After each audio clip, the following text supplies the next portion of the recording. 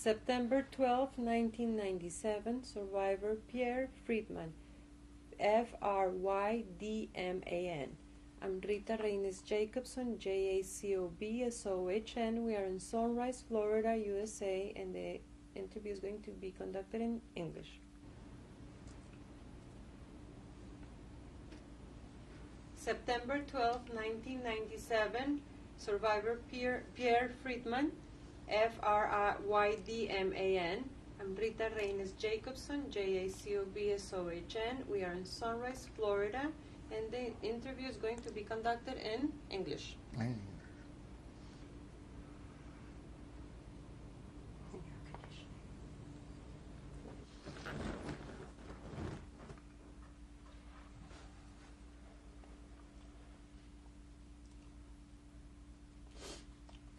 Good morning, Mr. Frydman. Good morning. Can you please state your full name and spell it for me? My full name is Pierre Frydman, Frydman. When were you born? I was born on January 20, 1924. And where were you born? In Paris, France. Could you tell me a little bit about Paris at that time? It is really difficult to tell anybody about Paris unless they saw it themselves. I was born in a quite poor neighborhood. Which one? A Jewish section of Paris. Which one? Belleville. Which district is that? That's in the 20th district of Paris. And I was born there and I was raised there. I went to school there, nearby, and I went to high school, not far from the house. How large would you say the Jewish community was in the area where you grew up? It was a mixed community. There were a lot of Jewish people, so a lot of people were saying it was a Jewish section. There is another section in Paris where there are more Jewish people gathered together. And it's a little ways from where I am. Can you spell the name of the section where you grew up? The name of the section that I grew up is Belleville. It's known by that name. How most of the people earn their living? In those days, I really couldn't say. I was not aware about making money, so I was just aware to go to school to make sure that I had good marks. And in the beginning of schools, I had good marks. What was the name of the school? Rue du Général Lassalle. Yeah. You had a favorite subject? Yes. Literature was my favorite subject. Always was. In lower grade, and then in the high school, I was very good at it. I always had a knack for literature, to act and react, sing. Tell me a little bit about your father. How did he earn his living? My father came from Poland before I was born, and he settled in that particular district, and he worked his way to until he was eventually able to get a little store, and he was selling some supplies for shoemakers and tailors. What was his name? My father's name was Simcha, Simon in French. And your mother? My mother, she followed. She was working in that store also. She was a very nice person, very sweet person. In the early stage of my life, she was always thinking and talking about her young age. And Where was she born? she was born in Poland. She was telling us stories about her family and what she did. Did you have any siblings? I had a sister. What was her name? My sister's name was Sonia. Unfortunately, she died about 18 years ago. She was very ill. I miss her a lot. She was my best friend. Tell me, when you were growing up, about your house. I was a very plain house, a one-bedroom apartment, one bedroom, one dining room, and a little small kitchen. That's all. A long corridor from the dining room to the front door, and that's about it. You remember the address? Oh yeah, I was living at 44 Rue de Tourtille in Paris 20th district. Our apartment was on the, we called it the first floor. You would call it the second floor in America. That's, What language did you speak at home? at home, just French. I just spoke French. As I grew a little older, I picked up a few words of Yiddish here and there, but not much. And the only way I learned how to speak Yiddish was when I was incarcerated in concentration camps, where I had to learn because all the people that were in concentration camps, they mostly came from Poland, Germany, Hungary, and so on. And they mostly just spoke Yiddish. So I had to learn. I was able to do that fairly easy. Let's go back to your childhood years. Yeah. There was any holiday that you remember, especially like a Shabbos dinner? Or We never really were very religious in our house. And I am a little angry at my father for not making it his point to teach me and to tell me to go to yeshiva or at least to learn something. I never did have any religious upbringing to speak of. But the music, the Jewish music, was always with us because my father was a great singer. He was a very good tenor.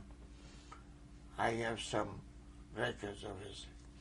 And he always used to sing some Jewish songs, and we love to listen to them.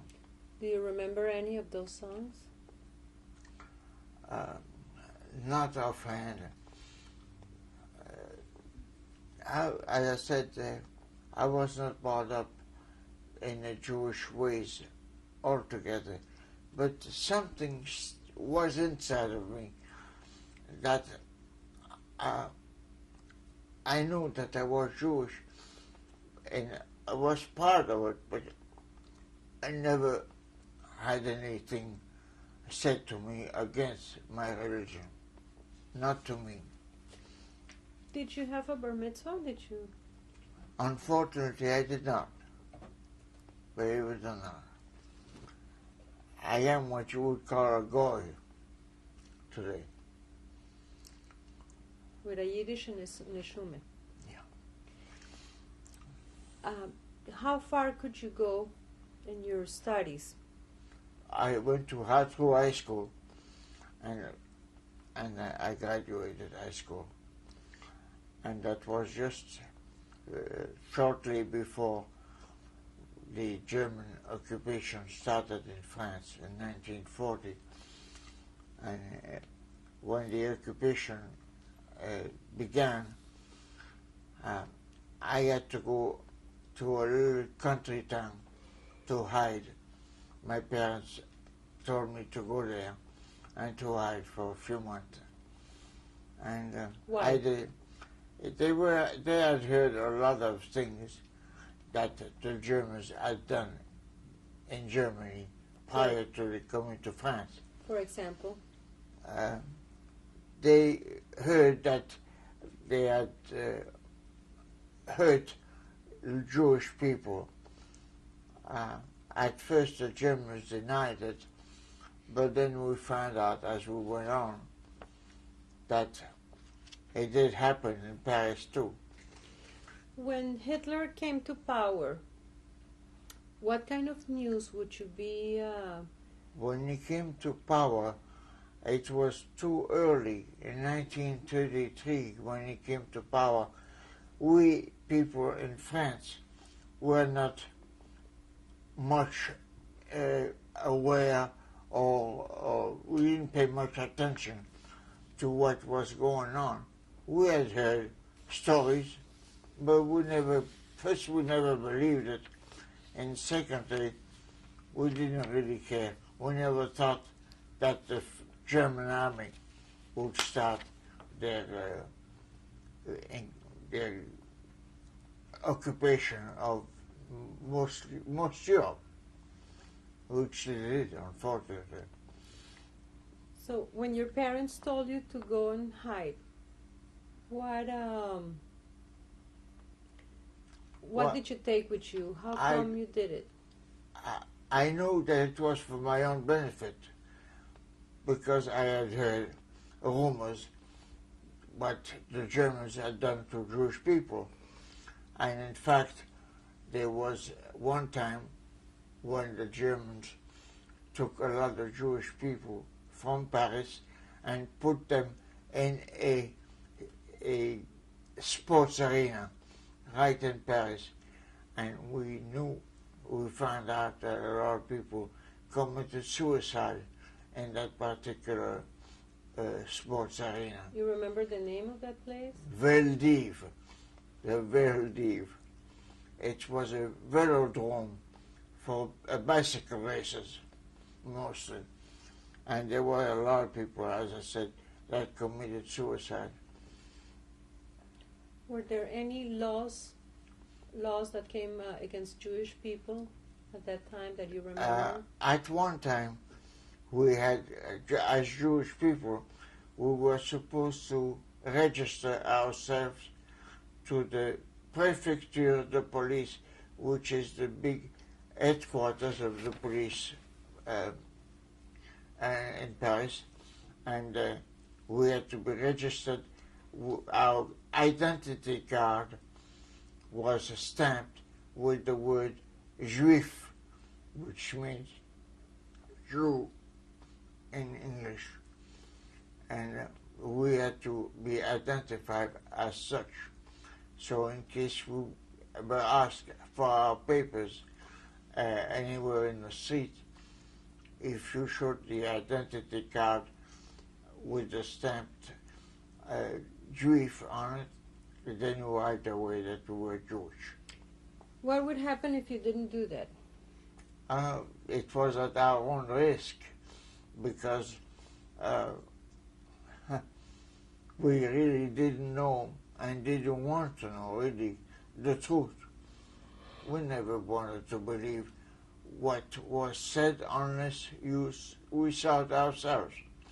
And when I was taken by the French police, I was put in jail How old by were the you? German. I was 18 years old, and I was put in jail in Orleans, and Why? because I wanted France in those days was occupied only in half. Half of France was occupied, and we were in the occupied zone. My parents had run away from the occupied zone and were in the neutral zone, and I wanted to go and be with them. Unfortunately, I was stopped at the frontier, and I was then taken to, as I said, to jail, and then from jail to a concentration camp in France. Which one? The name of the camp was Pithiviers, and from Pithiviers, where I stayed about a month or so, not quite a month, maybe 3 weeks. And from there I went to another camp which was near Paris, and that camp was named Drancy. Let's go back and talk a little bit about Pithiviers. Can you tell me how did you get there? We got there into cattle cars From where? Pithiviers, from Orleans to Pithiviers. And in Pithiviers, as I said, I stayed there for about 3.5 weeks or so. How many people were with you from Orleans to Oh, we Pithiviers? were a group of, from Orleans to Pithiviers, we must have been about 15, 20 people, just about. All all ages or All the people were older than I was. I was the youngest one. When I came to Pithiviers, I saw a little girl that I knew very well because she was the daughter of my father's best friend. what was her name? Her name, excuse me, her name was Natalie. And I saw her when she was deported.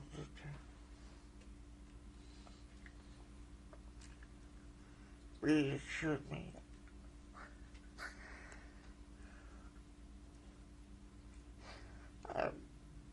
Take your time. I'm very emotional Take your time. when I remember. You saw her in Pithiviers? Yeah. Then in Pithiviers, I stayed about 3.5 weeks. And then from Pithiviers, the camp of Pithiviers, I was sent to the camp of Drancy. How did you find out that you had to go to Drancy? We were told. By whom? We had no choice. We were told we were being shipped to Drancy. When I heard the name of Drancy, I didn't like it because I had heard of that camp prior How did you go from Pithiviers to Drancy? in cattle car. In cattle cars How only. many people did you say And were? in Drancy, we were put aside as transient, and we were asked our name and everything. And eventually, we were told, just a group of us that were chosen, and a group of us were told to go back to Pithiviers as French citizen, non-deportable, French-born citizen, non-deportable. So you went back to Pithiviers. So we went back to Pithiviers. Can you describe Drancy for me, please? What the facilities, the location? We were in Pithiviers. We were being treated fairly well in comparison to the concentration camps in Germany, but we didn't know then what the camps in Germany were. And But Drancy, go back to the Drancy, We Can were, you describe it to me?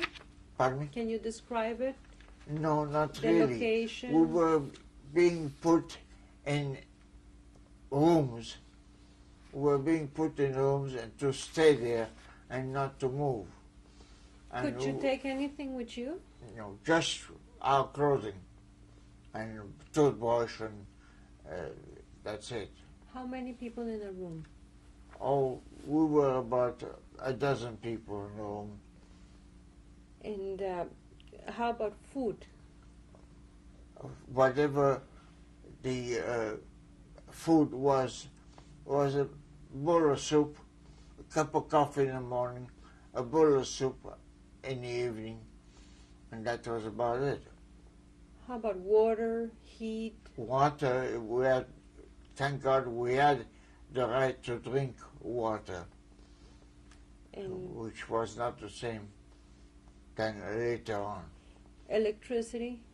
Electricity, yes, we did have, but it was all being taken care of by the police. The sanitation? Yes, we were able to go to the bathroom when we needed it. But How about health care? healthcare wasn't any, not in Darcy when I was there. I really don't quite remember exactly. I only stayed in Darcy about a week. Who was running the camp? Pardon me? Who was running the camp? When I was there, the head of the camp was a German officer that we very, very seldom saw. But mostly it was French police, French guards. And we just had to do whatever they told us. For example? Nothing special, really. We were very scared in Darcy because, as I said, I had heard the name of Darcy, and it had a bad reputation. Were you able to go out of the ghetto of the camp every once in a while? No. We were there as prisoners, and that was it. We just had to make up our mind Was to the face Jewish community organized it. You mean in camp? in Rancy? No. Not in my days. That was in 1942, and that was still. What month was that? I was put in Drancy in August. I was taken on August 2nd to Orleans, to jail, and 10 days later I was sent to PTV, where I stayed about 3 weeks. Then I went to Drancy, where I stayed just about 1 week, and I was sent back to PTV as French-born, non-deportable. So we were all smiles when we were coming back from Darcy to PTV. We were saying to each other, we don't have to worry, we will not be deported. Well, that was a big mistake about that, because we were deported.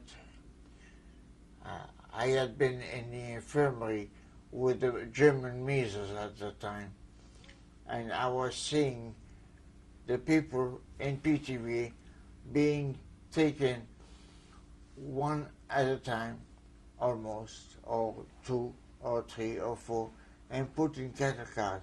I was in the infirmary. I said, I don't think they're going to come here.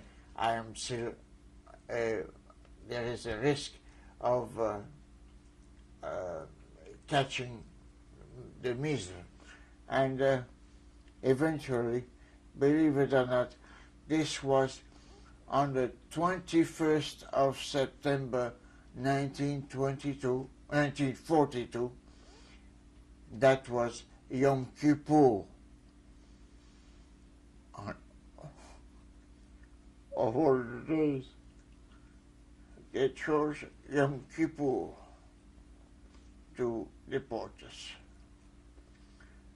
And How did you eventually, find out that you were being deported? Why did I find out? How? I didn't find out until I saw the people being taken. And eventually, they came to look for me in the infirmary. And from the infirmary, I was taken to the cattle cars. You mentioned Yom Kippur. Did you have any religious Not observance? really. How did you know it was Yom Kippur? Well, my father, of all the holidays that my father kept, was Rosh Hashanah and Yom Kippur. Those were the only holidays when my father never worked. And he told me a little bit about it because I didn't know. I had never gone to Jewish classes or anything.